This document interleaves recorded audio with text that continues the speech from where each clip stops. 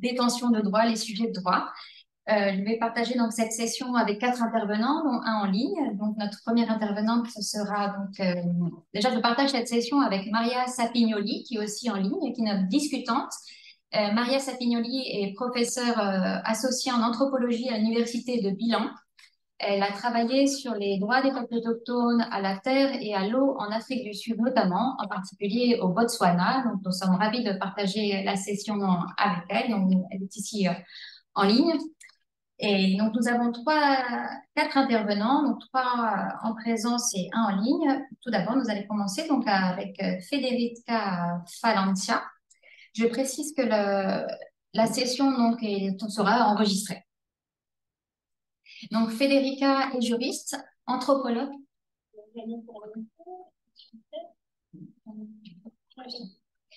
Federica est juriste, anthropologue et chercheuse à l'université de Salento. Elle a mené une recherche de terrain très riche avec la communauté Quichua Sarayaku dans l'Amazonie équatorienne pendant la période 2018-2020. Elle étudie notamment dans ce contexte les aspects écologiquiques des conflits bioculturels et la fonction de l'anthropologie juridique en tant que langue de liaison entre les différentes cultures. Elle a tenu de nombreux séminaires dans de nombreuses universités en Italie et à Cuba. Elle enseigne le droit depuis 2003 au lycée Galvani de Bologne. Et elle a publié notamment un recueil d'essais, Les gardiens de la Terre, donc en anglais en mai 2024. Une monographie est en cours de publication, Les forces de l'invisible, vous prononcez en anglais, paru en août 2024. Sa présentation donc d'une quinzaine de minutes s'intitule L'expertise juridique anthropologique et l'amicus curiae dans la juridiction bioculturelle. Elle nous présente le cas de Sarayaku, une communauté amazonienne équatorienne Quechua. Je vous en prie. Merci. Hablo en español. Buenos días a todas y todos. Y estoy aquí para contarles sobre uno de los casos, uno de los varios conflictos bioculturales de Latinoamérica que están vinculados al flagelo de la extracción petrolera, que afecta en este caso la comunidad quichua que vive en la frontera con Perú, en Amazonía, en Ecuador. La historia de este caso es diferente de muchas otras porque es un éxito. Quiero hablar sobre 2 instrumentos judiciales que fueron muy útiles en el proceso: el peritaje antropológico jurídico y el amicus curiae. Quiero decir, pero, que el éxito de los Sarayaku depende, como ustedes saben, me imagino, sobre todo principalmente de la ontología indígena, el summa causa, que es el primer fundamento, el verdadero secreto de la fuerza de la resistencia indígena, que es traducido al buen vivir, como sabéis, me imagino, pero la ontología específica de Sarayaku, el summa causae, no puede existir sin causa sacha, que es el nombre propio de la selva de Sarayaku, y significa selva vivente.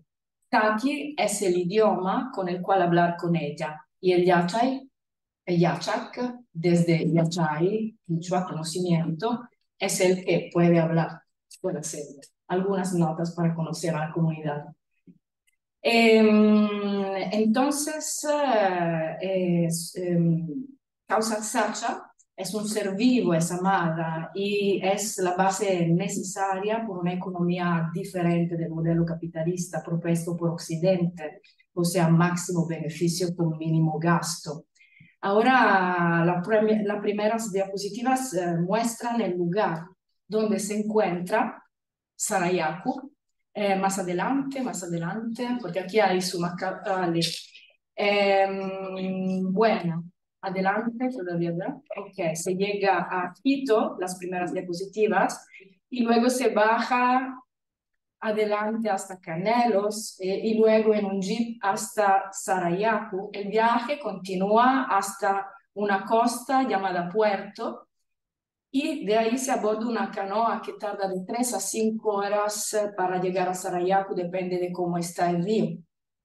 Sarayaku, aquí es el puente, los chicos que juegan continuamente, adelante, ocupa aproximadamente 135.000 hectáreas de selva amazónica.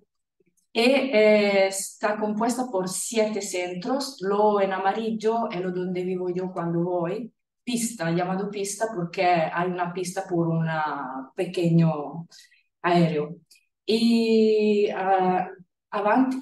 aquí vemos una iglú, que es la casa familiar, que está construida más o menos como que son descritas por el primer Philippe Descola en su selva culta de los vecinos Achuar, son más o menos similares. Pasamos al caso, adelante. El interés por los conflictos bioculturales ha crecido enormemente en las últimas décadas e más en el marco teórico del ontological turn, porque es en este marco que se empieza a notar la expansión de una visión alternativa a la antropocéntrica, como la del summa causa, y que postula una continuidad fluida, una igualdad ética entre seres humanos y no humanos. Todas las disciplinas se ven afectadas por este cuadro teórico y, claro, también por el antropoceno.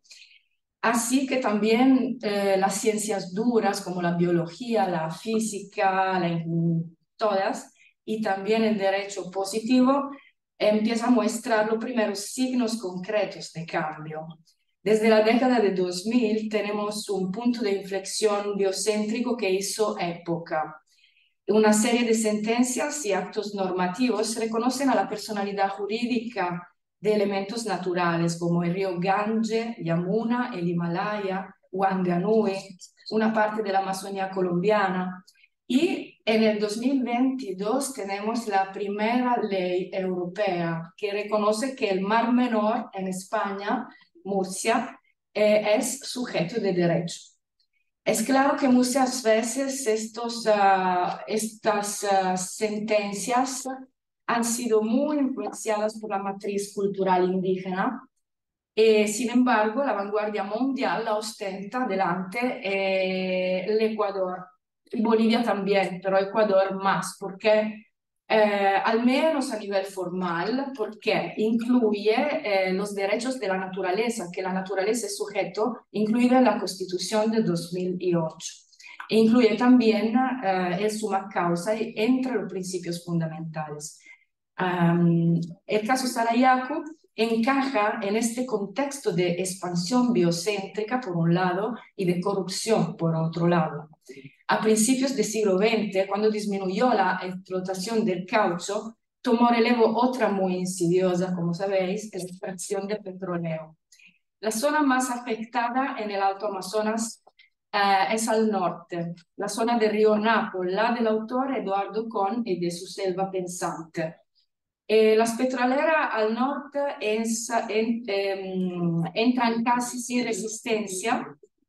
Así, en la década de 80, el Estado y las compañías petroleras planean una expansión hasta el sur, en el Amazonas más profundo, y para ello tienen que crear un corredor que pase por 3 bloques, el 10, el 23 y el 28.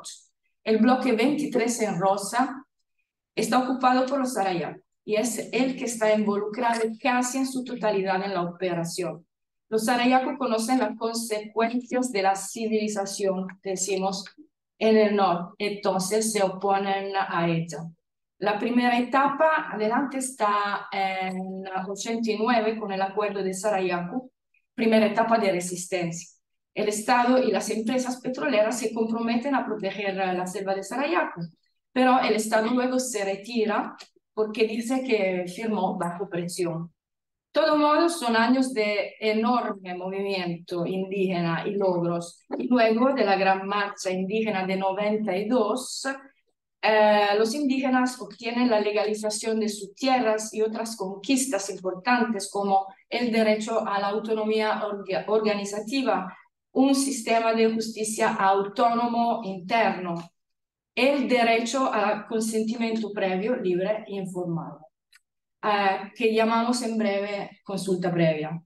Es incluido en el convenio OIT del 89, un nombre 69, y permite, es un logro notable que incluye la obligación de informar a los nativos y a las minorías cuando se pretende intervenir sobre los elementos naturales de su territorio. Habría también requisito de consentimiento cuando la intervención produce efecto a gran escala, pero no está claro qué es esta gran escala. En verdad, las continuas violaciones de la consulta previa son la plaga real de los conflictos bioculturales latinoamericanos. En síntesis máxima, en este contexto normativo de logros y de derechos internacionales, reconocimientos, el Estado muestra una doble actitud, una actitud sinuosa, como dice elegantemente el abogado de los Sarayaku, Mario Melo. Dice que por un lado se mantiene al tanto de la legislación internacional de derechos humanos, otorga derechos, legaliza tierras, pero por el otro concluye acuerdos con petroleras y a principios de la década de 2000 concede ilegalmente a la multinacional argentina CGC el permiso para extraer petróleo de causa Sacha. Y los sarayacos solo se dan cuenta, esto es archivo, se dan cuenta cuando ven un helicóptero militar aterrizar en un recodo del río. En principio, la CGC parte con manipulaciones y prácticas suaves como en el norte, pero como los sarayaku no piensan ceder, el conflicto se pone más duro, más violento, hasta la militarización y paramilitarización del territorio. Adelante, porque se ven algunas de las prácticas típicas de las petroleras por entrar. Antes suaves, negociaciones, corrupción, bla, bla, bla. Si la comunidad no cede, se militariza. Entonces, es en este momento de la militarización que una delegación de mujeres decide ir desde Quito, donde el abogado Mario Melo, que en ese momento trabaja en una organización que protege a los derechos de los indígenas y también es experto en proceso interamericano. Mario Melo y CDS intentan todos los niveles de juicio interno, pero las petroleras son fuertes, entonces finalmente el caso llega a la Corte Interamericana de Derechos Humanos y adelante en 2012, la Corte, esto es archivo también, la Corte condena al Estado de Ecuador y es una sentencia que tiene resonancia global porque por primero, los pueblos indígenas son reconocidos como sujetos colectivos y esto es importante también por el proceso porque no se separa el proceso. Así que el daño, la violencia, la sentencia ya solo no implica a seres individuales, sino a todo el grupo colectivo. Para las informaciones entre jueces es muy importante. Y el logro más grande, decimos, es que la consulta es elevada a principio de derecho internacional, por lo tanto, aplicables en todos los estados no firmantes del convenio OIT que le establece y se extiende entonces a todas las poblaciones indígenas del mundo. Entonces es un gran logro. El Estado, claro, no ha cumplido hasta hoy, ha cumplido parcialmente. Así que están enterrados también 1.400 kilos de explosivos dentro causa Sacha. Así que en 2019 Sarayaku remitió un recurso de apelación a la Corte Constitucional y la Corte Constitucional dicta sentencia en 2023, otra serie, y la obligación de hacer una ley seria sobre la consulta previa, que es la máxima violación.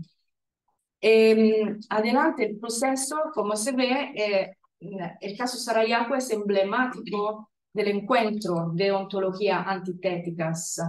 Dado el aumento de las normas internacionales para proteger a los derechos humanos de las comunidades, el encuentro se produce cada vez más en el tribunal. Así que se insertan dos elementos que son difíciles de enmarcar. El peritaje y el amicus curiae, como le digo, que me gusta describir como herramientas que son traductoras del invisible. Porque de hecho cuando dos culturas se encuentran, sabemos que hay palabras, comportamientos, sonidos, emociones, costumbres, que no son comprensibles sin una investigación etnográfica seria. Así que el derecho y la antropología y su metodología tienen que colaborar absolutamente. Y son elementos que son incorporados en técnicas del cuerpo, como lo describió Marcel Mauss, pero tenemos también Soldas, la incorporación, embodiment, o las teorías de los tres cuerpos, Nancy Shepherd-Hughes, Margaret Loeb, son todas ayudan, decimos, a entender todo este invisible que puede estar entre dos culturas. Ver, por ejemplo, al interrogatorio de Don Sabino. Hay Mario Melo y Don Sabino es el último gran yachak de Sarayaku, traducido por la hija Patricia Gualinga, que es una activista conocida en el ambiente. Mario Melo dice, Don Sabino, Sarayaku, no, Don Sabino dice, Sarayaku es tierra viva, es bosque vivo. Ahí hay árboles, plantas, otros tipos de seres. Y Mario Melo, el abogado, dice, usted informa que la mitad de los amos que preservaron el ecosistema huyeron. Se refiere a personas, seres espirituales. ¿Podría explicarlo un poco mejor al tribunal? Y más adelante hay palabras que me encantan, porque Sabino dice a la corte, hablando de su amigo César Vargas, otro chamán que murió, dice, ahí César existía con su árbol, no dice tenía domicilio, residencia, su, no sé, existía con su árbol, era un árbol de dispungo, él lo llamaba su arbolito. Y ahí con él había tejido como hilos las formas con las que podía sanar. Es muy difícil por la cultura occidental entender estas cosas. Así que es súper importante que los peritajes encajen en este vacío de inteligibilidad. No, cinco. El peritaje, vale. Entonces, adelante. El peritaje llega a principios de siglo en procesos penales como error culturalmente condicionado. Pero el peritaje traspasa el límite del proceso penal, se extiende a otros conflictos y se llega a la necesidad del peritaje. Pero más adelante el amicus ahora, porque el peritaje lo podemos conocer.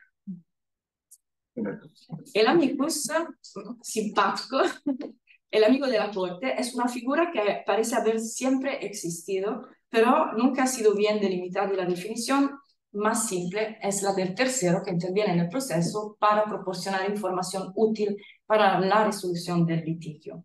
Dos figuras típicas, el amigo solicitado por el juez más o menos como un peritaje, pero no puede ser asimilado como prueba al proceso.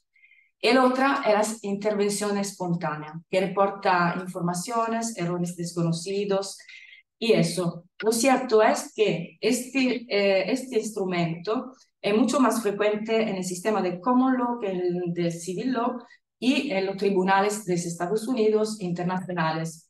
En Europa no tiene mucho éxito, no hay acceso por eso, no mucho, no mucho. Una de las causas, entonces, el amigo se expresa su potencial creativo y transformador en Estados Unidos y en el Tribunal Internacional. Y se transforma al punto que la versión clásica del tercero ajeno superpartes se transforma en un instrumento político de presión, amicus advocacy.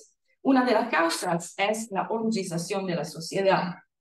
Hay muchas ONG, han aumentado, a menudo han obtenido un estatus consultivo en la mesa de la ONU, a donde se sientan, incluso si no votan. Entonces es un instrumento fuerte de presión. Otra causa, la fertilización cruzada, cross-fertilization, entre tribunales internacionales que se informan sobre otras orientaciones, sentencias, y se adaptan a ella para no aparecer como tribunales paria en el sistema internacional. Así que el aspecto crítico podría ser que encontrar amigos influentes es muy importante. Entonces se podría tener demasiada discreción en los jueces.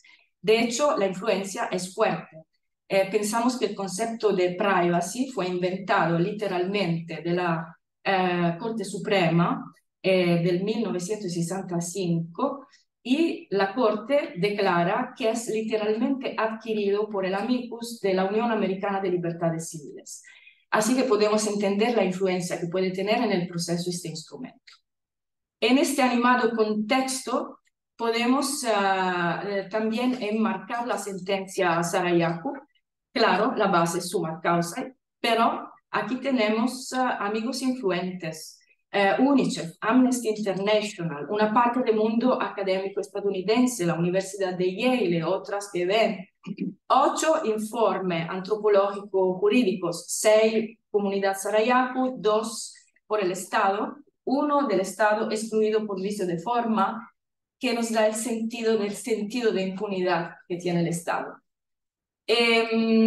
Entonces, adelante podemos, yo me pregunto, porque este caso es un éxito, pero las innovaciones tienen resonancia, alcance global, pero ¿por qué en este cuadro donde la naturaleza es sujeto de derecho? Por ejemplo, a Ecuador. ¿Por qué ninguno de los jueces pensó decir 2 palabras sobre la conexión entre consulta previa y derechos de la naturaleza? ¿Por qué no asimilar, no hablar de la naturaleza es un lugar que es la constitución institutiva del sujeto o qué? Entonces, muchas preguntas que yo estoy escribiendo sobre esto. Salió adelante un libro, Guardiani della Terra, en italiano, pero hay otro que va a salir pronto. La otra, The Strength of the Invisible, la fuerza del invisible, que hablará en detalle de todo esto, así que los avisaré cuando va a salir. Les doy las gracias por el tiempo que me habéis dedicado y gracias. Merci beaucoup, Federica. Et justement, il y a beaucoup de réflexions, justement les difficultés de mettre en œuvre, de reconnaître les droits propres autochtones, leur conception du droit quand ils défendent l'environnement et dans des contextes où les droits de la nature sont reconnus. Et nous avons maintenant un grand spécialiste des droits de la nature qui menait des études comparées sur la reconnaissance de la personnalité juridique des fleuves et d'autres entités naturelles. Il s'agit donc de la personne qui est à ma droite, Max Kattner. Max Kattner, excusez-moi, Kattner est un avocat spécialisé dans le droit des peuples autochtones basé à Washington, D.C. Il y travaille à l'extension de la souveraineté autochtone dans le système fédéral américain. Il a précédemment travaillé au Bangladesh, en Inde et au Royaume-Uni, où il s'est impliqué dans la défense des droits humains après avoir obtenu un diplôme de premier cycle en anthropologie et en économie à l'université de Rice, un doctorat en droit à l'université de Boston et une maîtrise en politique fiscale à l'université de Georgetown. Sa présentation s'intitule « Accorder donc la personnalité juridique à Mère Nature, une nouvelle stratégie pour la protection de l'environnement ». Je vous remercie, Monsieur Kattner. Merci. All right, let's jump right into it. So, slide. Right, so the rights of nature. There's a lot of discussion about this global movement, and there are 2 main avenues by which the rights of nature have been advanced in different jurisdictional contexts.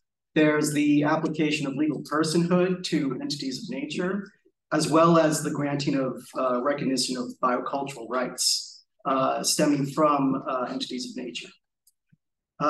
There's been a lot of diversity in their implementation across the world. However, there are some practical issues in how different countries and institutions have gone about this. The first question is, well, what is the locus of rights that we're talking about? So legal personhood is recognizing the rivers as legal entities, basically expanding the legal fiction of personhood to the rivers themselves or to other natural elements. There's also the recognizing the rights of riverine communities that live along these rivers and in these ecosystems, in which case the locus of rights is concentrated on the humans that live along the rivers. No matter which method is used to expand the rights of nature, the guardianship model has proven the most efficient method by which to enforce these rights. And potential guardianship models include, say, appointing indigenous groups, environmental groups, as well as government officials to fulfill that role. So with the personhood of rivers, personhood is it is a legal fiction that many institutions and many entities around the world enjoy. You might say, well, how do we, why would we consider rivers to be a legal person? They can't talk. Rivers have no free will or inherent agency of their own, and rivers are also not even alive. But I mean, if corporate person, would anyone question corporate personhood as an unworkable doctrine because corporations are also unable to express themselves without representatives? It's so ingrained in a lot of legal jurisprudence that people don't usually question these things. We've extended the legal fiction of personhood to other entities like partnerships, charities, religious organizations, governmental entities, cities, states, municipalities. Even ships and vessels have been given legal personhood in maritime law, and even unalive entities like corpses or human remains enjoy some elements of legal personhood.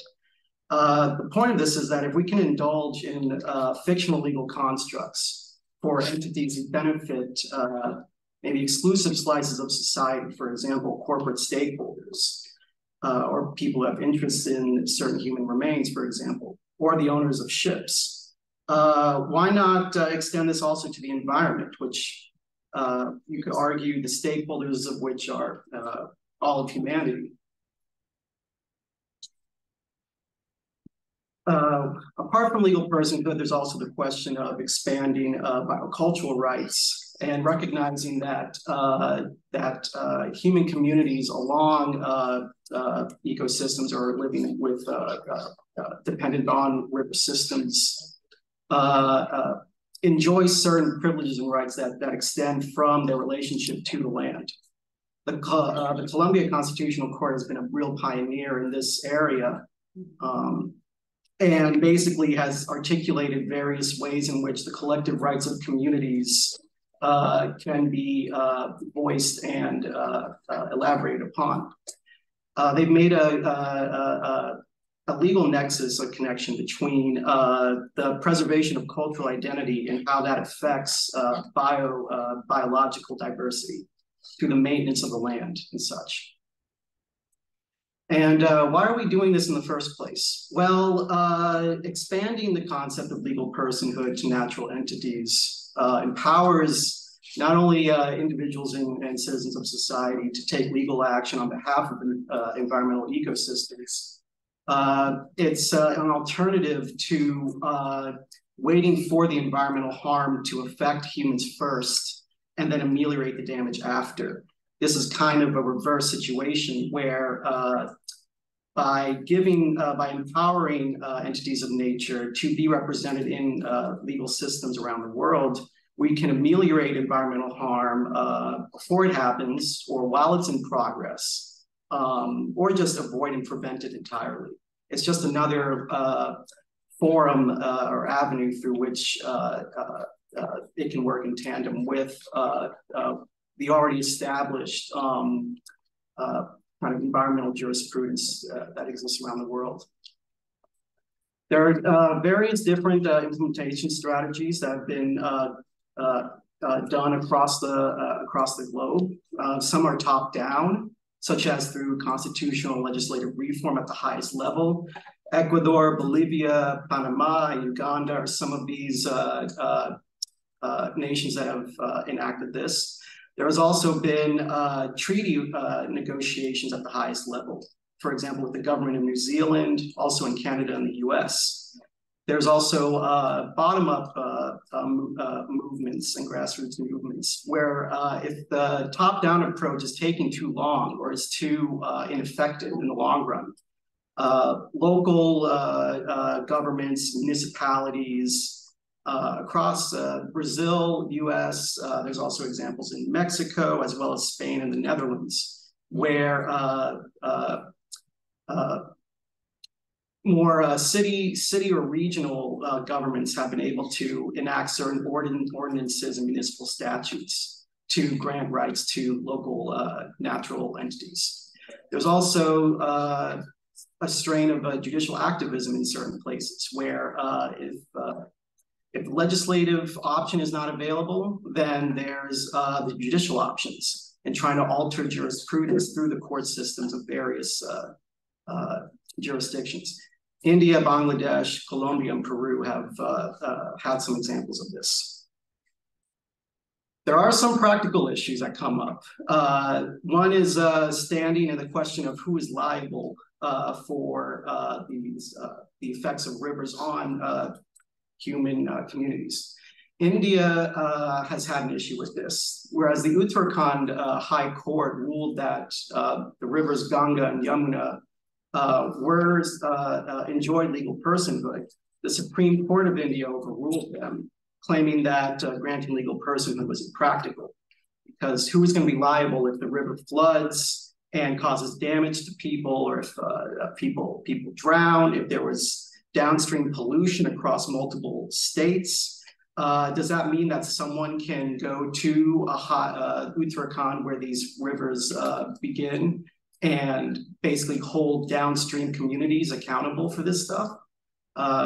Same thing happens, the same question comes up in Uganda, for example. That's where the White Nile originates. Can people in Egypt and Sudan come to Uganda and sue in Ugandan courts to basically represent the River Nile, given that Uganda has given a constitutional right to water? These are all questions that have come up in various places. There's also the federalism concerns through when rivers run through multiple states. But if you look to Ecuador's Monjas River case, there the river was granted by the Constitutional Court in Ecuador legal personhood. However, the Constitutional Court also held that the city of Quito was liable for the river's flood damage, and that the governments that were supposed to manage natural resources were responsible for the injuries caused by so-called mismanagement of the river. So that would be an answer to the India Supreme Court's question of, well, how do we establish liability? Ecuador's Constitutional Court has established a framework by which you can answer that question. There's also the question of enforcement. In Colombia and Ecuador, Peru as well, the constitutional courts tend to be a lot more progressive than the non-constitutional side of the judicial system. And there is some lag involved in that. It's all well and good if these constitutional courts grant legal personhood to natural entities, but then to what degree can they enforce it? I think back to the example of Andrew Jackson in the 1800s in the US, where the Supreme Court of the US told Andrew Jackson, it's illegal for you to remove tribes out of Georgia, the indigenous tribes out of Georgia. And then Andrew Jackson famously said, well, if the court wants to stop me, let them arrest me. Of course, the Supreme Court didn't have its own enforcement mechanism, and then the Trail of Tears resulted from that. The same practical issues arise in the context of the rights of nature as well. There's also the issue of the underfunding of court-mandated programs to ameliorate rivers and enforce these things. Another issue is the exclusion of indigenous voices from the conversations here. It's very important to make sure that in expanding the rights of nature, that we do not expand colonial structures in a way that erases indigenous expertise.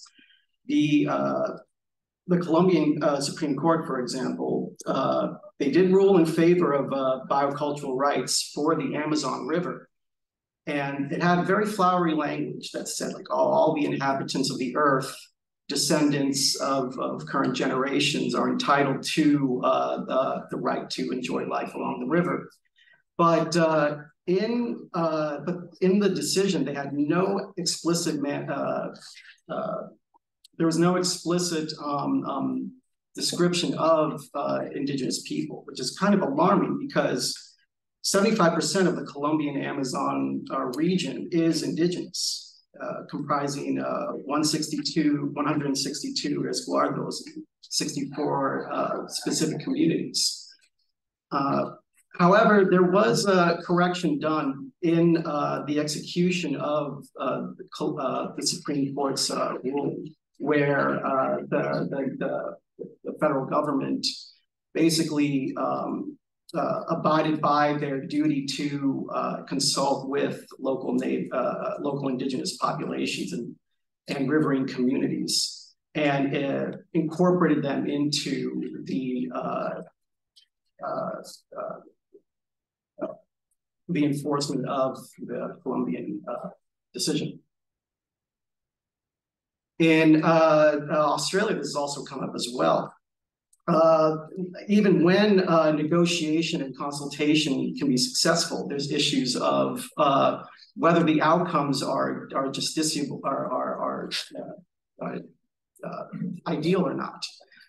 In Australia, along the Yarra or the Birrarung River, they established the Birrarung Council, but the council has no guardianship powers. It's only an advisory body to the local government. There's also, the council also has 12 appointees that are managed by the government, by the local government. However, only 2 are nominated by local Aboriginal communities. This is despite the statute that created this council claiming that the Aboriginal communities are the traditional owners of the river.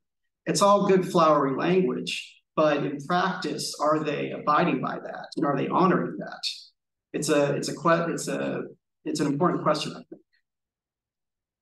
So how do you deal with these inconsistencies? Well, as always, Indigenous consultation is at the forefront of this. And a good example of that would be coming out of New Zealand with the Wanganui River. Also, if things gum up in certain avenues, there's always multiple routes. There's always a parallelism involved. For example, in India, the Supreme Court put a stop to kind of a top-down approach for expanding the rights of nature. But that hasn't stopped a lot of Indian states from defying the Supreme Court and saying, okay, well, let's implement rights of nature, and maybe in 10, 20 years, it'll go up to the Supreme Court. Until then, we're gonna increase this jurisprudence and make sure that it becomes something codified and develop the institutional memory. This is going on in Madhya Pradesh. This is also going on in the Madras High Court, which comes out of Tamil Nadu. There's also examples in municipalities across the world, as well as in the federalist structures of the US and Canada, where local indigenous nations have enacted constitutional reforms or passed statutes to expand the rights of nature, which has actually affected settler jurisdictions that neighbor them. To go back to the Wanganui River as an example of a pretty good outcome when it comes to treaty making with indigenous people and consulting them. The structure of the river's rights has entirely been framed from the perspective of the Maori worldview. They consider the river and the local Wanganui iwi to be a singular living whole, a singular entity. And to enact this, there have been there's the Tupua Te Kawa, which is the customary law of the Maori people. That is implemented by the Te Po Tupua, which is a council established with iwi representatives as well as government representatives to implement strategy, the Te Kopuka and the Te Heke Ngahuru. It's funded by state funds as well as private sources of funding and the indigenous communities. And most importantly, the Crown-owned parts of the riverbed have been invested into this structure, this Wanganui structure. So the Crown has relinquished its control over the river's resources and allowed its bundle of rights to be incorporated into the management of the river. There's also a lot of successful examples in the federalist structure of the US and Canada. You have various nations across the continent that have enacted local statutes to grant rights to rivers that these communities hold dear. And some of them, for example, the Menominee tribe of Wisconsin had the city of Milwaukee adopt the same rights for the Menominee River. The same thing happened in Minnesota. They just recently, the state of Minnesota just approved a bill that mirrors and complements the rights of Manumine bill that came out of the Chippewa Treaty Authority. This is the rights of wild rice and their habitat in the Great Lakes region.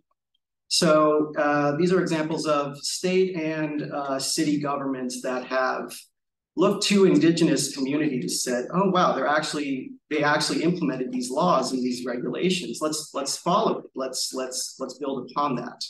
Same thing has happened in Canada as well. You have the Magpie River up in Quebec, and the Innu Council up there enacted the rights for the Magpie River, and the local settler community, the municipality there, has also done the same.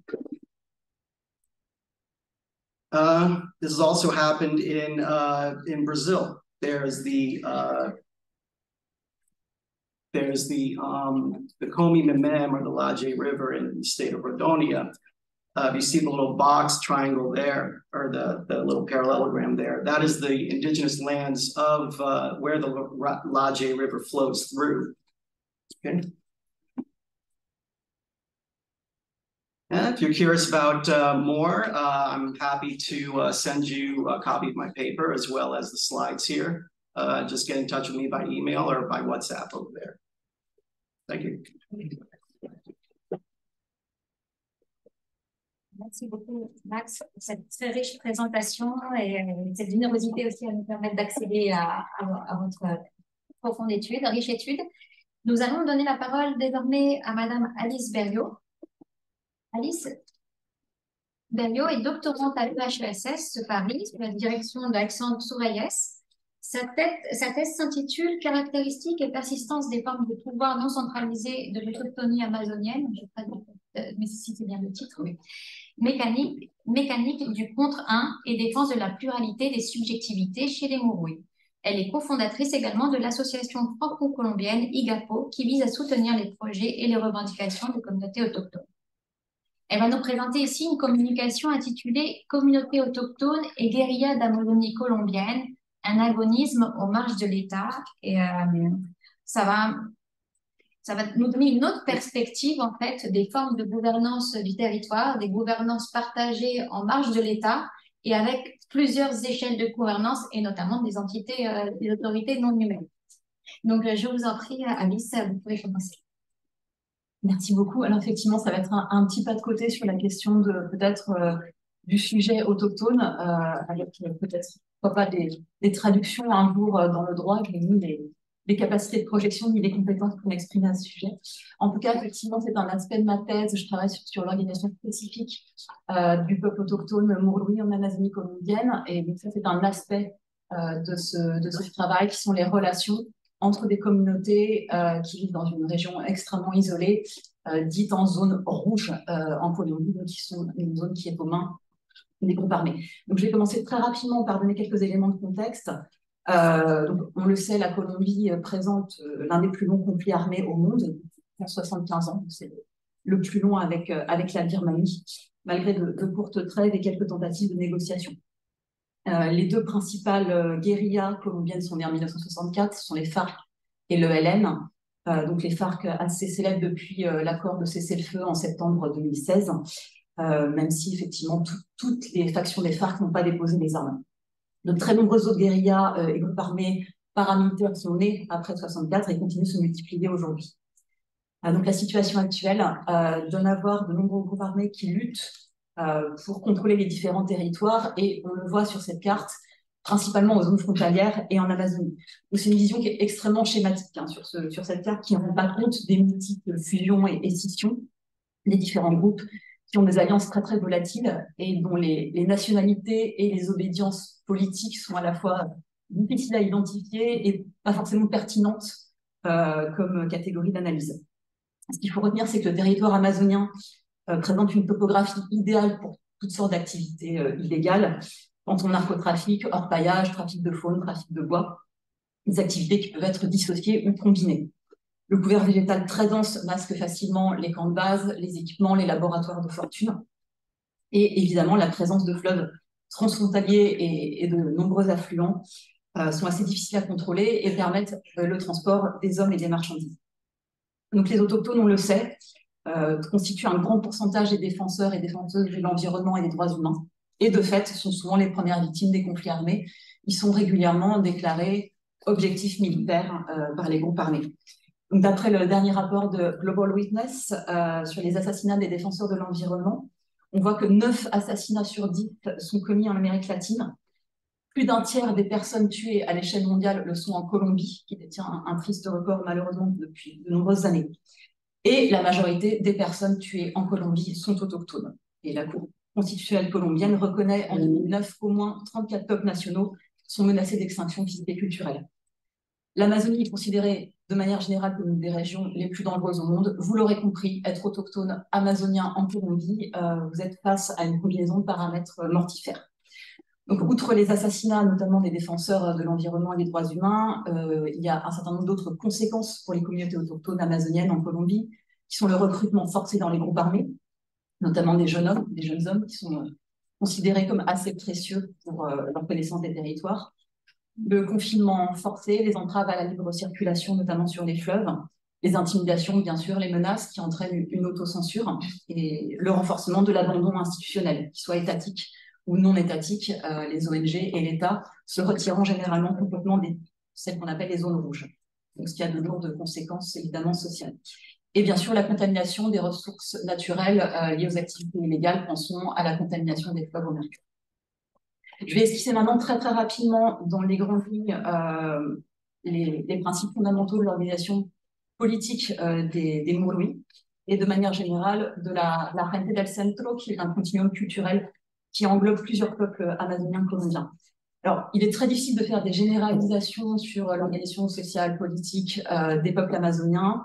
Nous, en général, les travaux anthropologiques qui réfléchissent sur l'organisation politique amazonienne partent du concept paradigmatique de société contre l'État de Pierre Clastres, qui est amplement débattu bien au-delà de la littérature anthropologique. Malgré ces nombreuses contradictions conceptuelles, oppositions binaires, affirmations assez essentialisantes, c'est encore un concept qui est pris comme point de départ souvent pour le réfuter. Alors, l'Amazonie n'est pas donc une grande entité monolithique sur une partie de laquelle on puisse faire des généralités, mais ce qui est certain, c'est qu'au niveau de la Gente del Centro, donc ce continuum de 7 à 9 peuples, selon les classifications, en Amazonie colombienne, on retrouve des invariants qui avaient été identifiés par Pierre Clastres, je vais les citer. L'absence de coercition de type physique, sauf très très rares exceptions, des groupes qui sont autonomes dans leur sphère d'influence respective, donc pas d'entité totalisante, et des figures de l'autorité qui existent, mais qui ne sont pas capables de concentrer les pouvoirs, ou alors de manière extrêmement temporaire.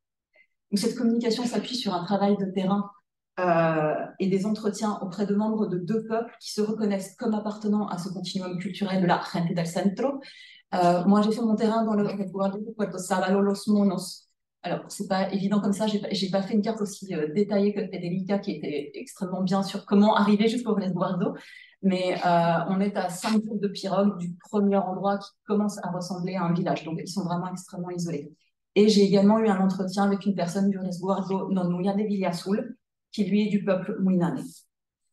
Donc la gente del centro, de manière générale, c'est un parfait exemple de collectifs qui ont réussi à maintenir des systèmes politiques non centralisés, tout en étant évidemment géographiquement et juridiquement incorporés dans des États-nations.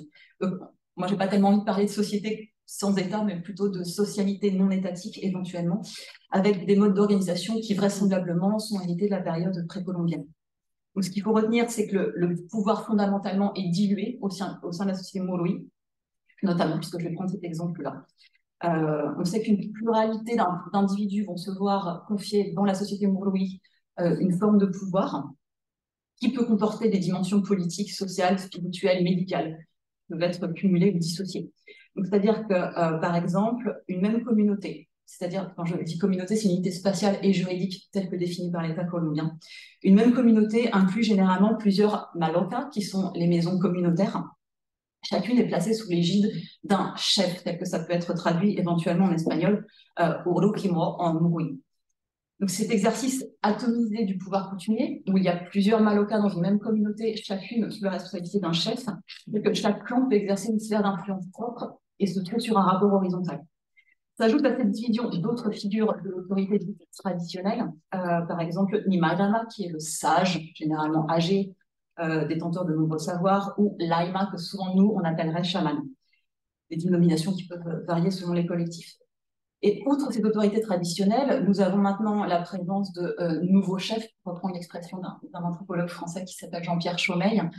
Ces nouveaux chefs qui sont élus par l'ensemble de la communauté pour une durée généralement d'1 à 3 ans et qui ne pourront pas rester au-delà de ce mandat. Ils pourront éventuellement être réélus, mais longtemps après.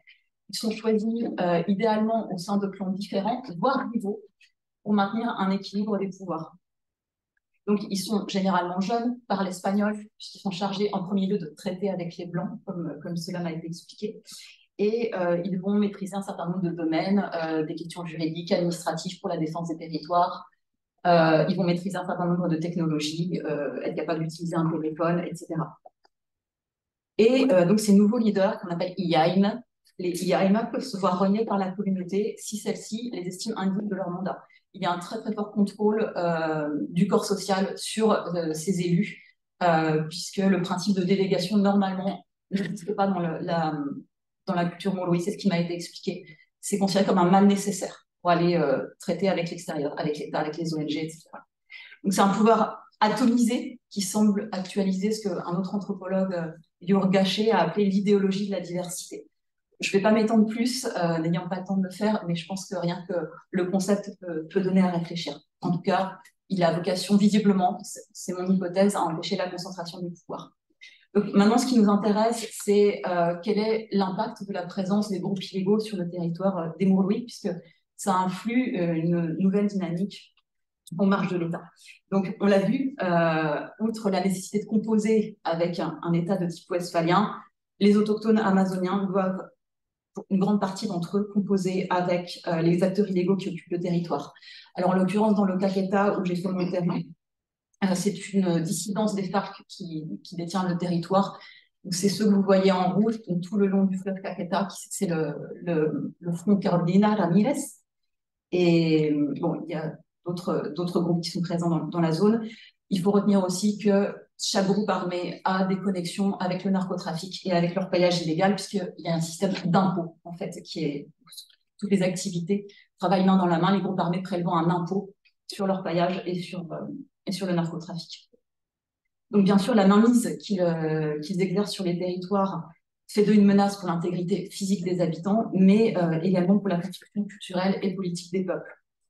Donc, on voit bien que par rapport à ce que j'ai esquissé assez rapidement, on a un contraste très violent entre un mode d'organisation caractérisé par une atomisation du pouvoir politique et un contrôle du corps social sur ce qui pourrait être une forme de pouvoir, et à l'inverse, une entreprise totalisante avec un pouvoir extrêmement coercitif et pyramidal que constituent les groupes armés.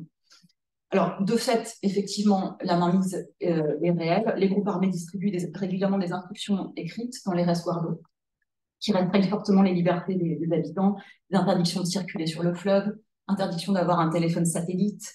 Les téléphones portables des habitants sont contrôlés de manière aléatoire, notamment les discussions sur les réseaux sociaux. Il y a beaucoup de menaces, notamment s'ils commencent à communiquer avec l'extérieur. Donc, nous, par exemple, quand je communique avec mes interlocuteurs, on prend un certain nombre de précautions. Les jeunes hommes sont fortement incités à rejoindre les groupes armés, etc., etc. Cela dit, le terrain permet, à mon sens, de nuancer cette vision de peuple autochtone uniquement comme victime. Moi, ce que j'entends de la part de mes interlocuteurs, c'est souvent des gens qui parlent de leurs affaires avec des groupes armés, alors pas forcément au sens économique, mais ils vont parler de membres de leur famille qui font partie de certains bataillons, qui ont réussi à monter dans la hiérarchie, qui en tirent vivement une certaine fierté. C'est un constat qui ne doit pas ignorer le fait que, bien sûr, ce sont des rapports asymétriques, que bien sûr, le fait d'intégrer la guérilla soit souvent le fait d'un choix économique et d'une dépendance croissante à l'économie de marché. Il ne s'agit pas de ça. Mais ce qui m'intéresse, c'est d'entendre en fait les termes qui sont utilisés aussi. Pour moi, je les questionne sur les menaces. Et en fait, ce qu'on me répond régulièrement, c'est nous savons les gérer, nous savons parler avec eux, nous avons des accords avec eux. Et en général, ils se posent comme acteurs à égalité avec leurs interlocuteurs des groupes illégaux. Et moi, c'est ça qui m'intéresse. Et du côté des acteurs armés, alors là, par contre, ce sont des propos rapportés, je pense que vous comprendrez pourquoi.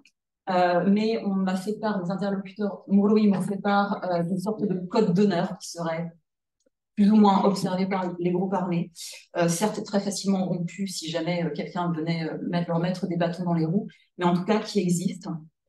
Et une reconnaissance de la part des acteurs illégaux des savoirs des peuples autochtones, notamment de leur médecine, de leur autorité spirituelle. Ils vont souvent consulter des chamans, demander des remèdes, une protection spirituelle, etc. Et donc là, très rapidement, un extrait d'un de mes entretiens. Je vais peut-être vous laisser en prendre connaissance et pas le lire. Ce qui m'intéresse, c'est lo que deberíamos entendernos, lo que defienden ellos con las armas, nosotros lo defendemos con el diálogo. Eso es lo que hacemos. Et en fait, on voit là qu'il y a en fait une forme de convergence où mon interlocuteur du peuple Mouinane, celui-là, me dit on devrait être capable de s'entendre. Eux, ce qu'ils défendent avec les armes, nous le défendons avec le dialogue. Et moi, ça m'a évoqué une notion qui est plutôt telle qu'elle est utilisée, en tout cas en philosophie politique, c'est la notion d'agonisme.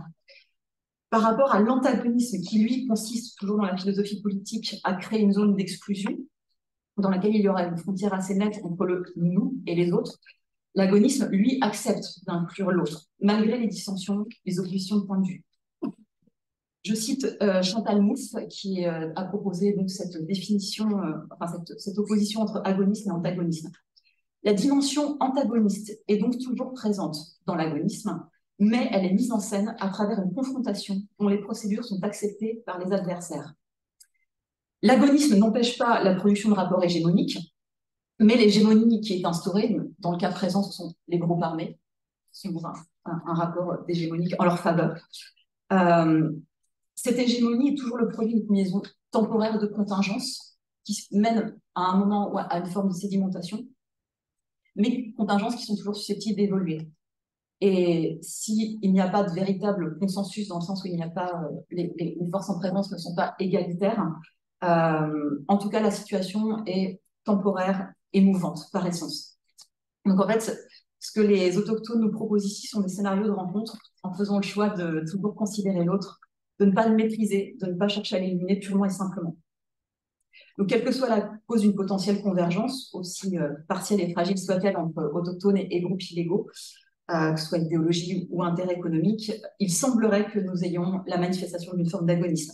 On va devoir se garder d'assimiler à un front commun de lutte anti-système ou contre l'État, qui serait à mon avis une lecture un peu rapide et un peu simpliste, mais qui doit nous amener à nous questionner sur ce qui se joue aux marges de l'État et à ne pas percevoir les autochtones uniquement comme victimes, tels qu'ils sont habituellement dépeints, que ce soit par les autorités ou souvent par les ONG, etc.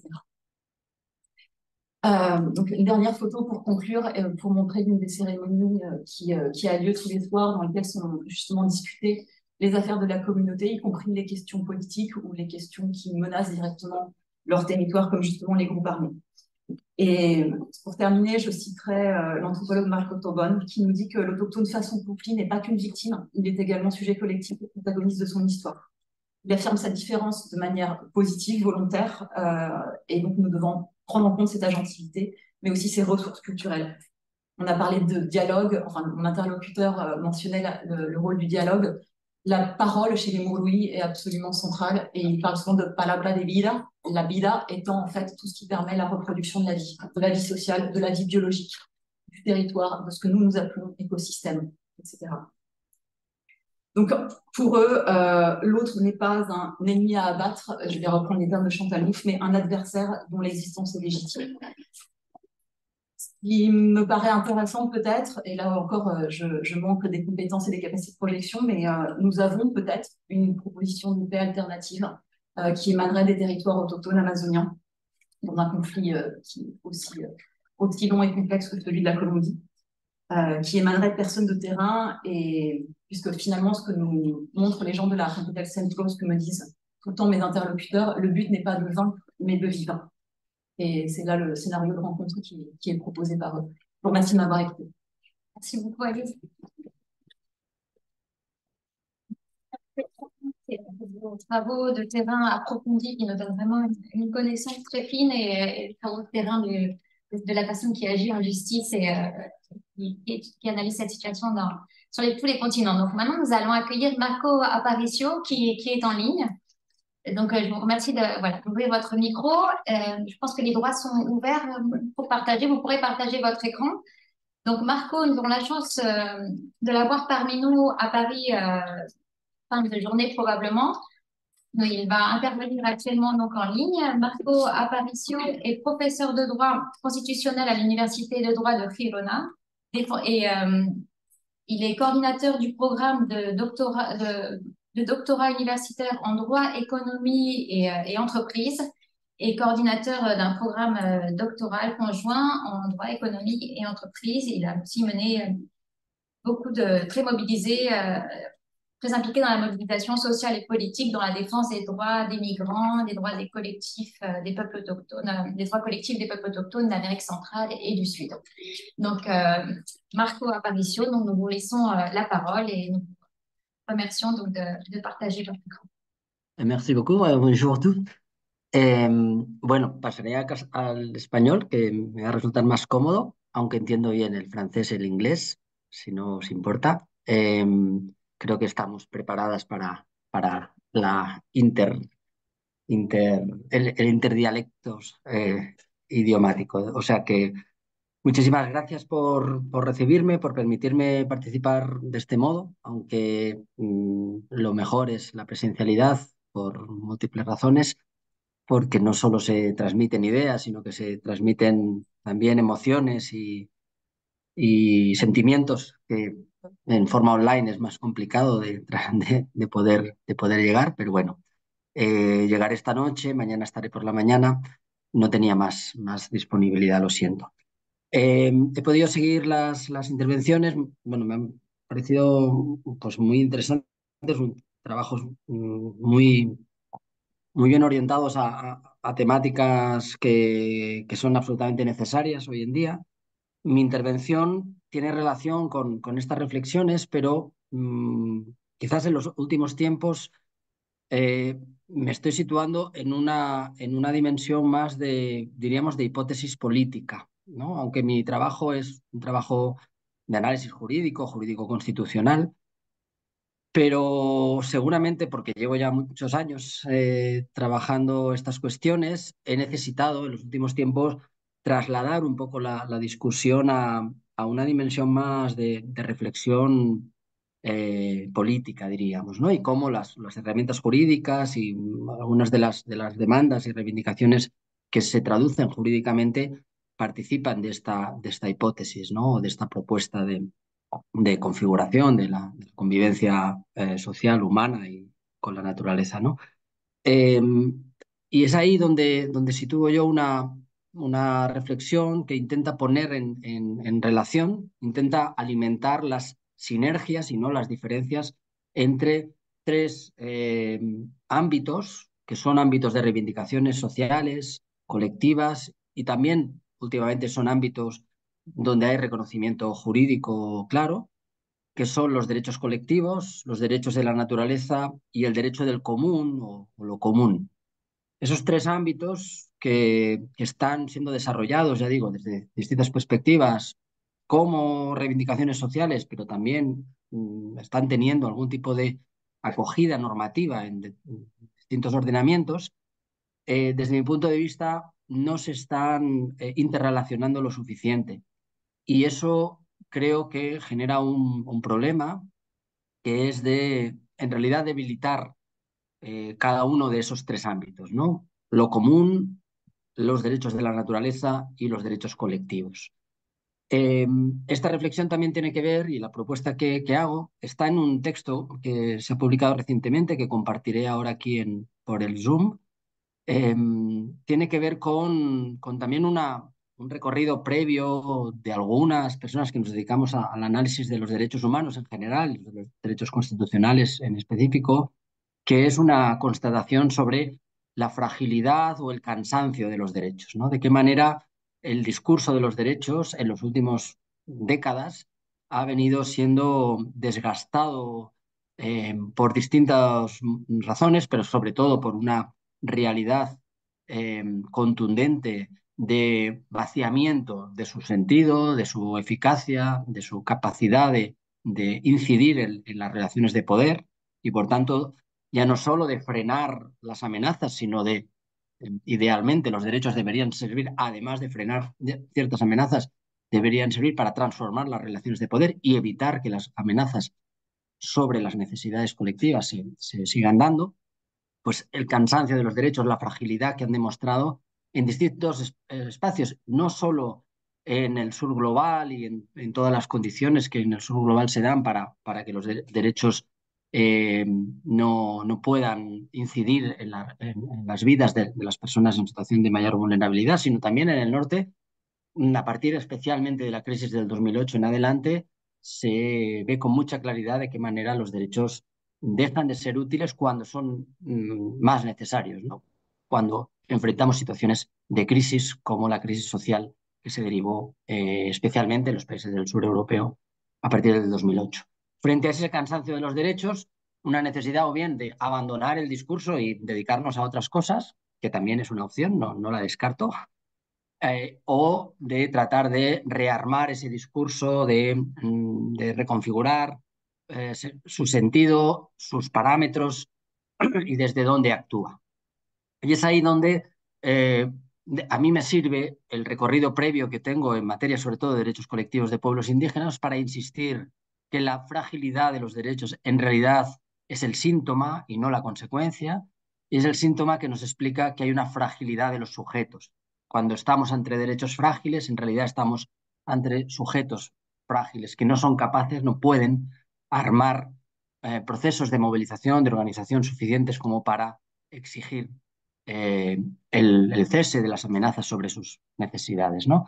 Frente a esa fragilidad de los sujetos, eh, los pueblos indígenas y otros colectivos, afrodescendientes muy claramente también, en el contexto, por ejemplo, del continente americano, nos explican que solo desde una dimensión comunitaria, solo desde una dimensión colectiva, se entiende la lucha por los derechos. Y eso, al menos, les inmuniza de algo que pasa mucho en el occidente liberal y en las sociedades liberal occidentales, que es que los procesos colectivos son procesos transicionales, son procesos que se organizan contextualmente ante una situación, pero después, si de ese proceso se deriva algún éxito normativo, se deriva algún reconocimiento jurídico, el reconocimiento de algún derecho, el fin de esa agrupación colectiva es desaparecer como tal y volver a nuestra dimensión individual. Esa es la lógica del proyecto liberal y en esa lógica estamos instaladas de manera clara. Frente a esa lógica, los pueblos indígenas, las comunidades afrodescendientes nos enseñan durante décadas, siglos de resistencia, que la lucha por los derechos es una lucha constante, basada siempre en el mantenimiento de las estructuras colectivas que les dan sentido, ¿no? Entonces, evidentemente, recoger esa línea, esa herencia, ese aprendizaje, pero sabemos también al mismo tiempo que décadas, siglos de resistencia, de existencia y de supervivencia colectiva no han frenado, y en algunos casos todo lo contrario, las amenazas, ¿no? La capacidad de concentración de poder privado fundamentalmente, pero también en algunos casos de poder público, de las violencias privadas y de las violencias públicas frente a las comunidades, no ha cesado, sino que ha seguido aumentando, y por tanto hay algo que tenemos que pensar, que hacer y que practicar más allá de esa herencia y ese aprendizaje que nos dan los derechos colectivos de los pueblos indígenas. Y es de qué manera esos derechos colectivos, esas realidades colectivas, pueden impactar en la transformación de la concepción misma del poder, de su ejercicio, de su distribución, de su puesta en práctica, ¿no? De cómo se toman, desde dónde se toman las decisiones, qué capacidad real hay para poder autodeterminar nuestras vidas, nuestros proyectos de vida colectivos. Eso tiene que impactar en distintas dimensiones, tiene que impactar desde mi punto de vista. Ese es el recorrido que yo tengo, pues porque me dedico al derecho constitucional, soy consciente que hay muchas otras perspectivas y todas ellas son igualmente necesarias. Pero desde mi perspectiva, desde mi recorrido, yo me pregunto y me intereso especialmente por los procesos que son capaces de impactar en la organización del poder político, en lo que llamamos Estado en su conjunto, ¿no? Y a mí me interesa esa genealogía también, ¿no? De qué manera los pueblos indígenas han sido capaces de, a través de sus formas de organización y sus reivindicaciones colectivas y sus derechos colectivos, impactar en una reconfiguración del poder del Estado. Y ahí vemos que tenemos algunos avances, pero tenemos sobre todo fracasos.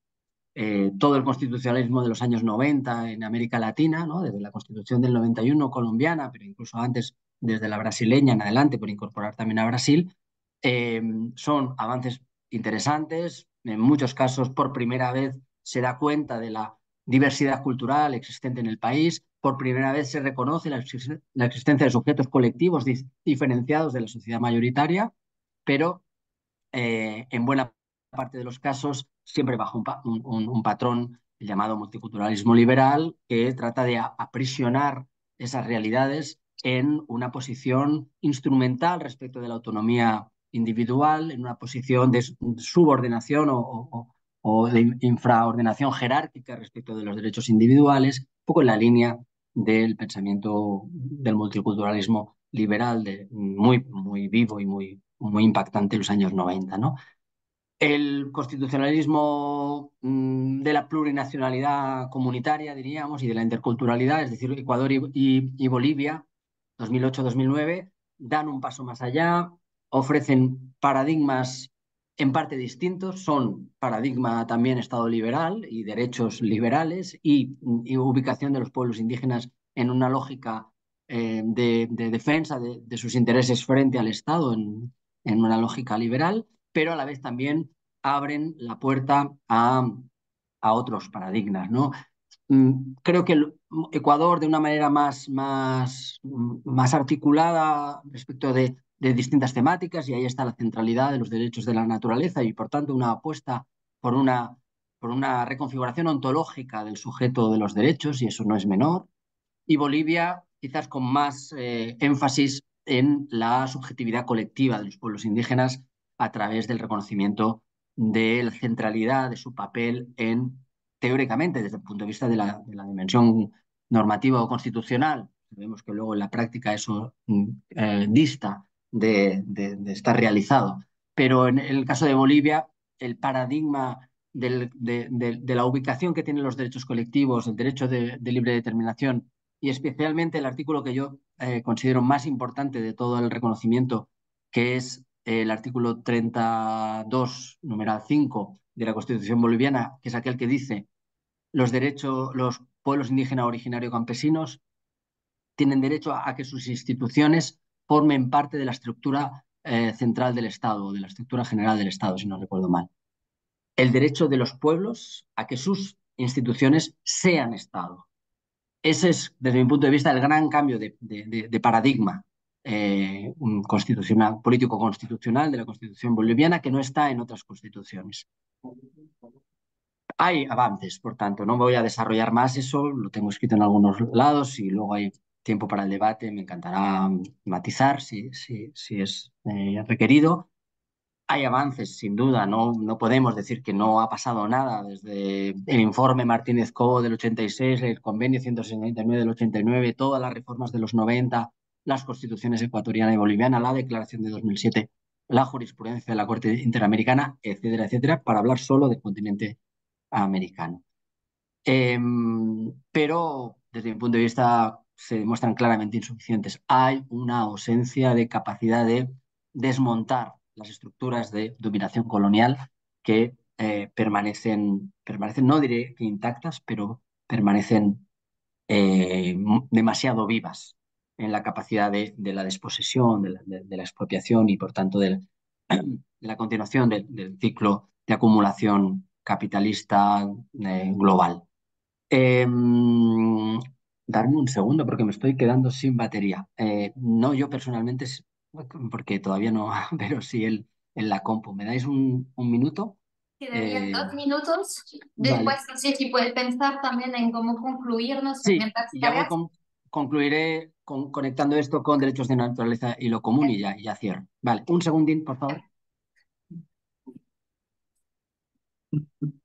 En attendant, vous pouvez réfléchir à vos questions, aux éléments que vous souhaiteriez discuter tous ensemble. Maria sera aussi en ligne pour nous apporter quelques éléments de discussion. On arrête à 25, ça va? Bah, 30, 25, 30, C'est bon. ça ira? Ouais. Tant qu'on charge.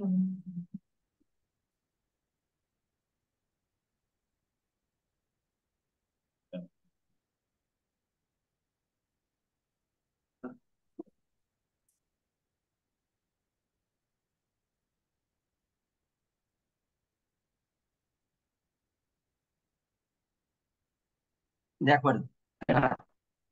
Sigo. Creo que igual la centralidad del análisis a partir de los avances del caso boliviano también sirven para ver todos los frenos que en el desarrollo del proyecto constitucional que incluye la Constitución boliviana se encuentran posteriormente, ¿no? De qué manera se bloquean muchas de las previsiones que esa Constitución mantiene, ¿no? Y seguramente se mantienen, bueno, da igual, no lo desarrollo, ahí está. ¿Cómo se relaciona eso con estas dos otras dimensiones que aparecen posteriormente? Es verdad que derechos de la naturaleza es un debate que ya está desde los años 70 en Estados Unidos, desde las aportaciones de Withstanding y además, pero centralmente, de manera constitucional, aparece en Ecuador y además con la subjetividad de la naturaleza como titular, como portadora de derechos. Y respecto de lo común, ¿cómo se relaciona desde mi punto de vista en esa hipótesis política de la necesidad de interrelación? Esa pregunta me la planteo sobre todo a través del fallido proceso constituyente chileno, el primero, ¿no? Ha tenido dos procesos constituyentes fallidos después del estallido social en 2017.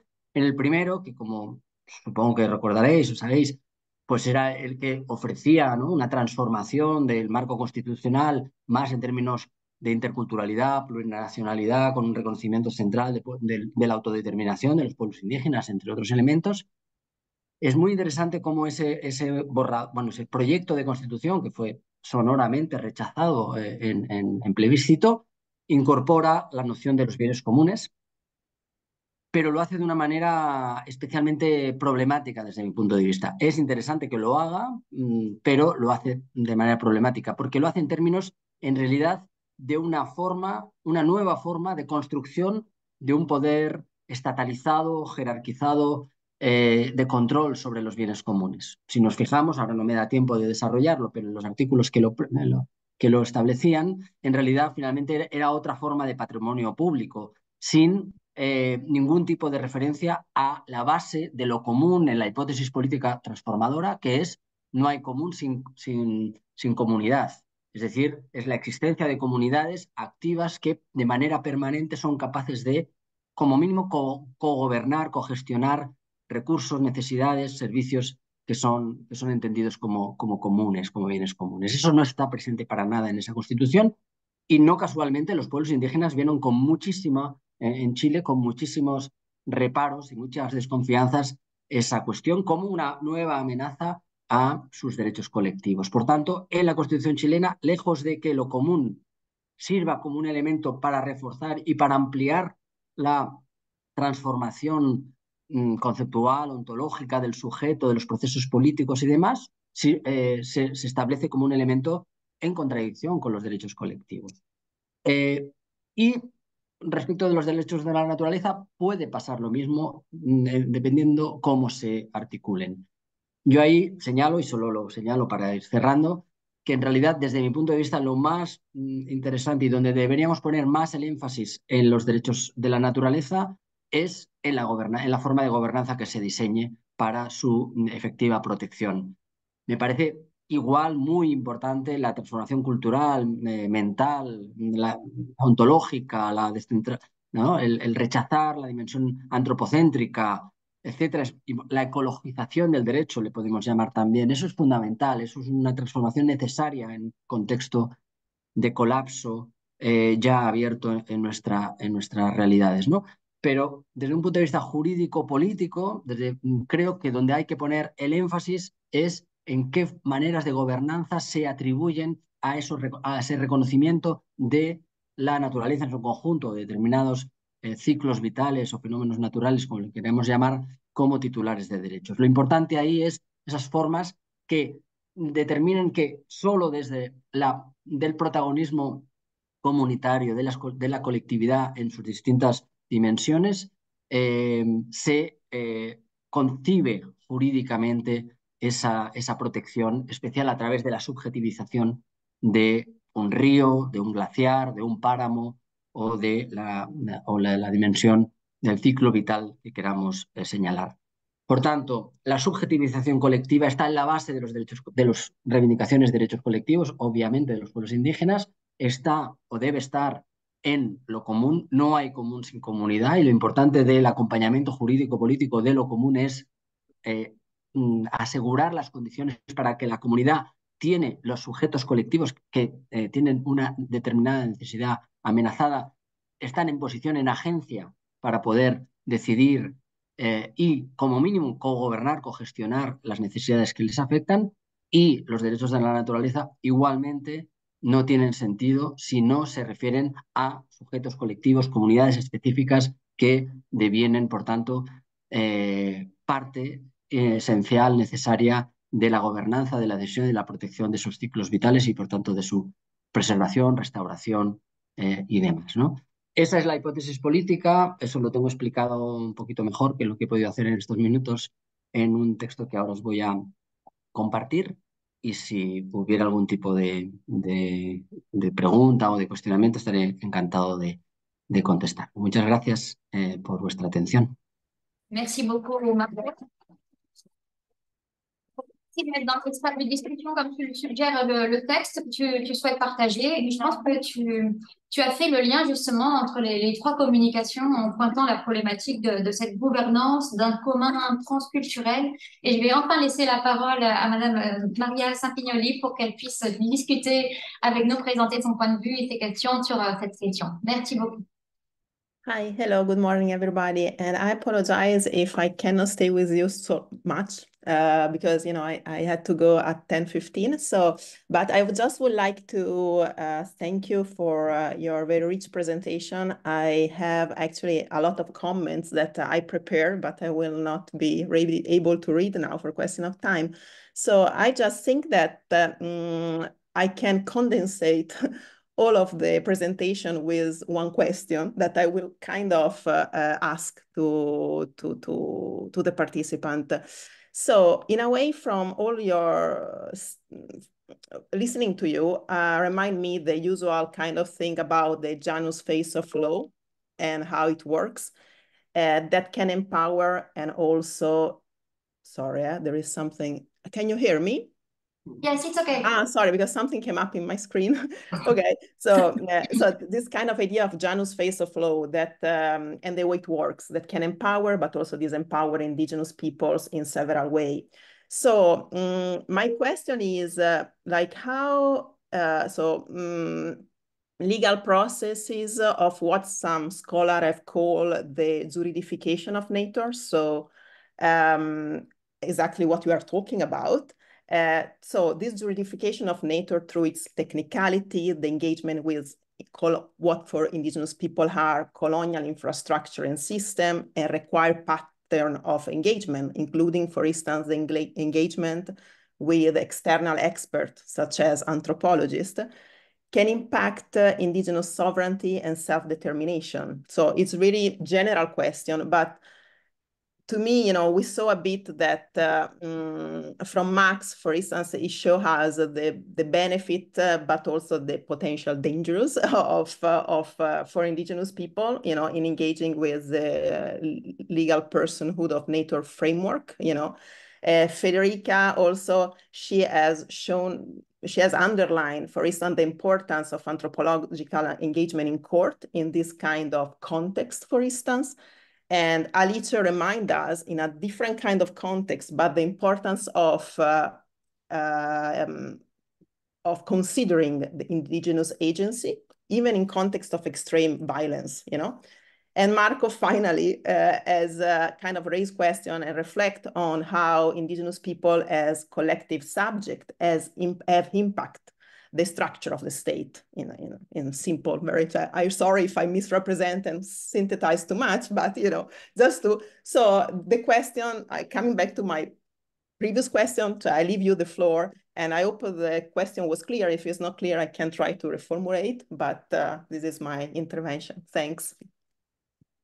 Merci beaucoup, Maria. Donc, je vous en prie, qui veut commencer?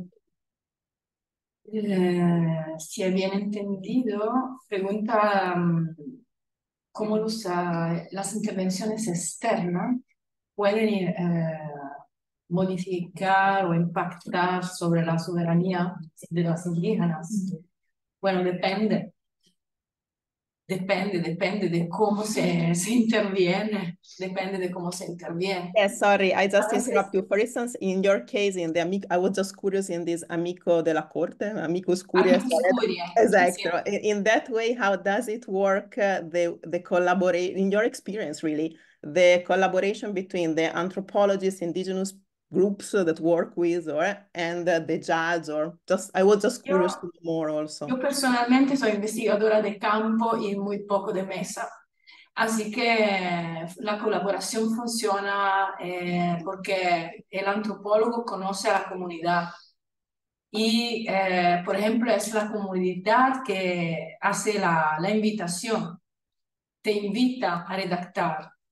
A veces a mí personalmente, bueno, es una cosa personal, pero me pasó que cambiaron el traductor. Yo no soy tan buena con las lenguas, pero dijeron, por favor, Federica, puedes traducir, porque tú conoces algunas palabras quichua que hacen entender mejor. Así que cuando el traductor, no digo intérprete, porque intérprete sería demasiado, traduce, ya es una buena colaboración y puede impactar y puede aclarar al juez cosas que no puede mínimamente conocer, porque el juez se forma en una universidad occidental, conoce a la tradición jurídica occidental. Entonces, las comunidades tienen su autonomía organizativa, tienen su justicia ancestral, que funciona completamente de manera diferente.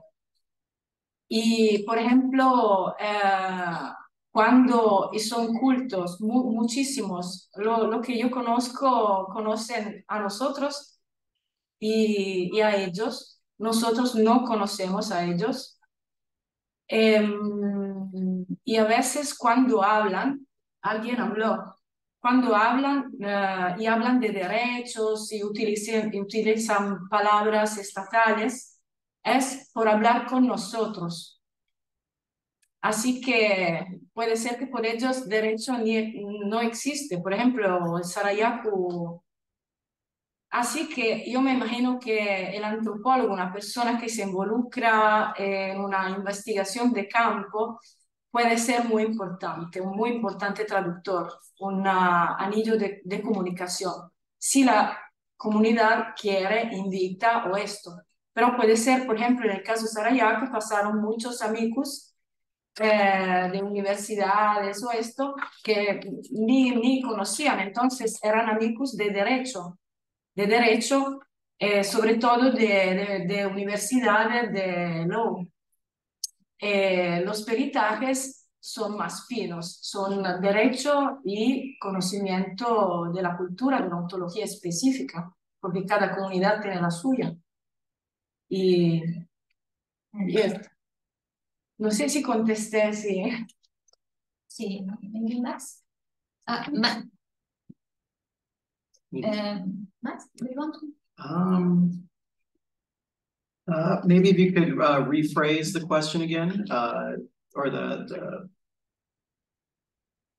be a little helpful. In your case, I was actually just one aspect that I asked this question, for instance, in your case, because when you show the last slide, that now I don't remember anymore how it was called, but you know, it's like you were kind of showing a bit the limits that when indigenous peoples have active role in this kind of processes, or when actually they are more like not having an active role in this kind of a processes. So I was just to, you know, from your legal point of view, I wanted just to know a bit more about what that, but maybe now there is not time. So on my side, there is no time, sorry, but, you know, but this was I was curious. So in case I write to you, I can write to you. Okay, well, there is the recording at least, so no problem if you have to leave in the middle of what I have to say. But yeah, it really does depend on the national and local contexts, how much autonomy in a certain legal system certain indigenous societies enjoy. For example, I mean, you can just compare and contrast the New Zealand example of the Whanganui River with the Yarra River in Australia, where you have two communities, two governments that are trying to engage in ameliorative consultation, and with drastically different outcomes. And a lot of it came down to how indigenous people, what access the indigenous people in both countries have to the legal apparatuses that are available to them. Where you have a lot more treaty-based recognition in New Zealand, they were able to create a very cosmologically consistent apparatus to basically redefine what the river is as a legal entity, and have settler society conform to that idea.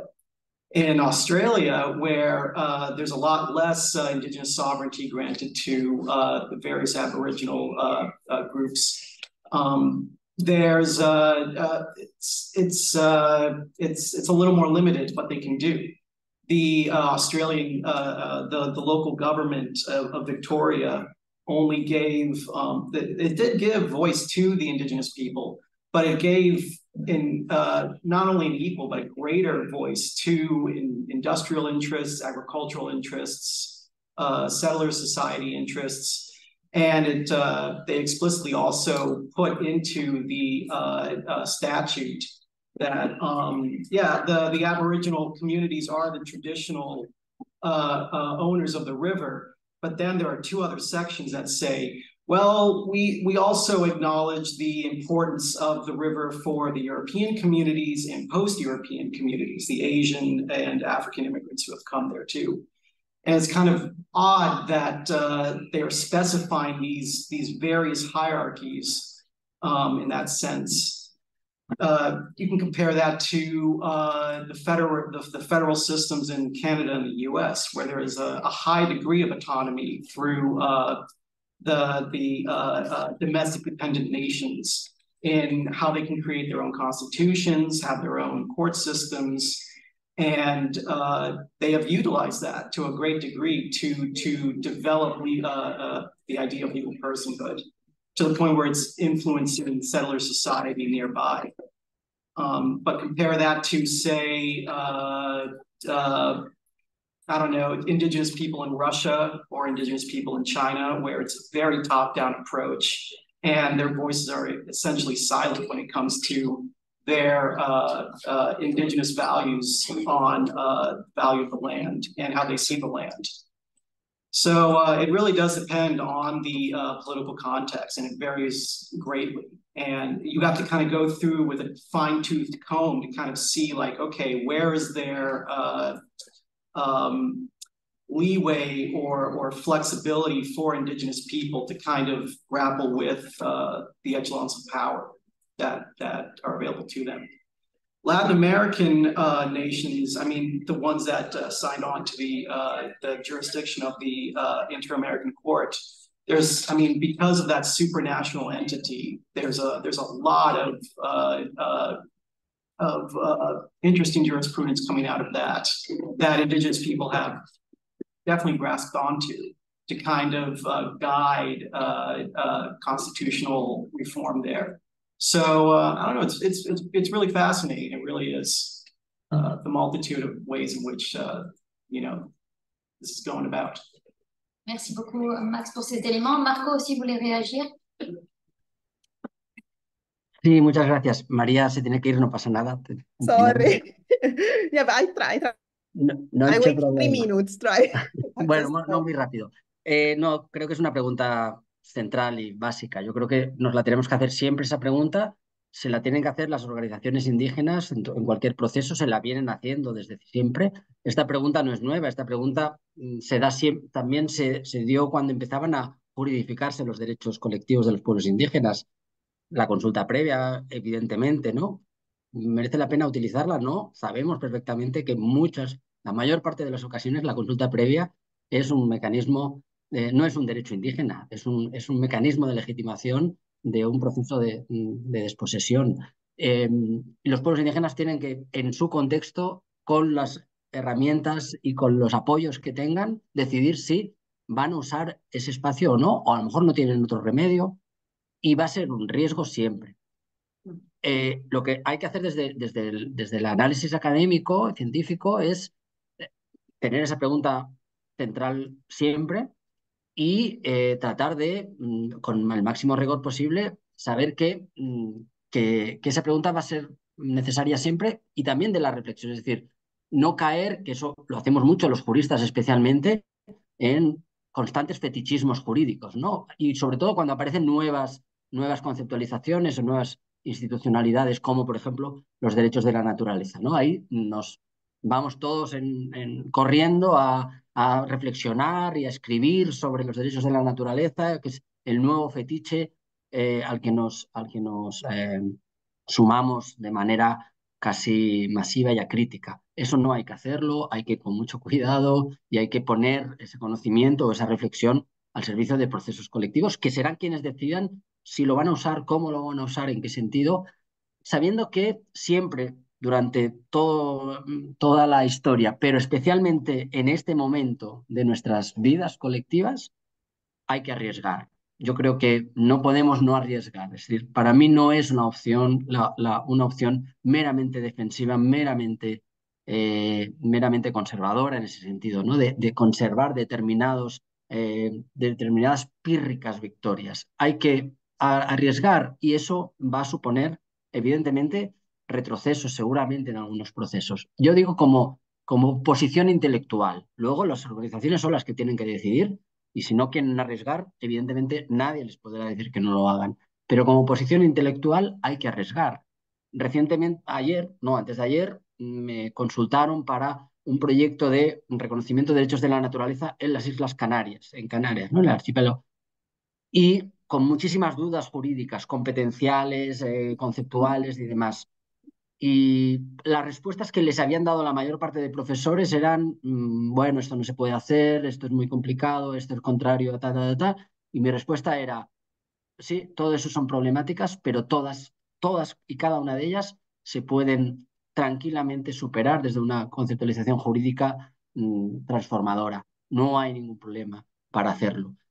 Bueno, yo creo que es un poco en esa línea. Hay que incorporarlo y los riesgos de tecnificación, de expertocracia, pero se han dado en otros momentos también. Los pueblos indígenas han generado jerarquías internas a través de sus expertos y eso ha impactado negativamente muchas veces en sus propios procesos organizativos y han perdido más de lo que han ganado en determinados procesos, sin duda, pero hay que arriesgar, hay que disputar el poder, hay que romper el concepto de soberanía, hay que desmontar los mecanismos en que se desarrollan las violencias públicas y privadas, y eso solo se hace disputando ese espacio, encerrándote en tu dimensión conceptual y, en algunos casos, pues en tu realidad sociopolítica, puedes contener alguna amenaza, pero no podrás transformar las relaciones de poder que van a perpetuar esas amenazas, y eso se está jugando con la conceptualización de los derechos de la naturaleza, con todos los problemas que tiene. No dejan de ser derechos y, por tanto, ya es un producto estatal occidental. Pero, por ejemplo, ya es el último ejemplo que pongo, en España se ha reconocido por primera vez la personalidad jurídica concretamente de la laguna y la cuenca del Mar Menor en la Comunidad Autónoma de Murcia a través de una ley estatal plagada de problemas jurídico-políticos, yo diría, esa ley. Pero tiene una cosa que es potentísima. Esa ley viene de una iniciativa legislativa popular, de un proceso colectivo que ha generado ese debate. Y solo eso ya es un avance político importante. Bueno, veo que hay movimiento. Vale, era solo eso. Thank you. Thank you to everybody. Thank you to the speakers, to the chair, and enjoy the rest of the discussion. I need to go. Merci beaucoup, Maria. C'était vraiment une très intéressante question. Je vous invite à poursuivre vos discussions entre nous.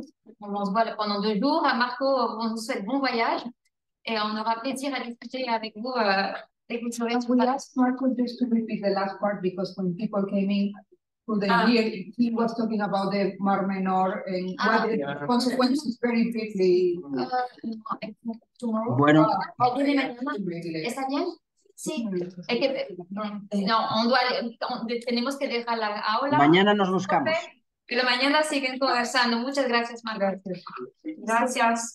Might be interested to know more.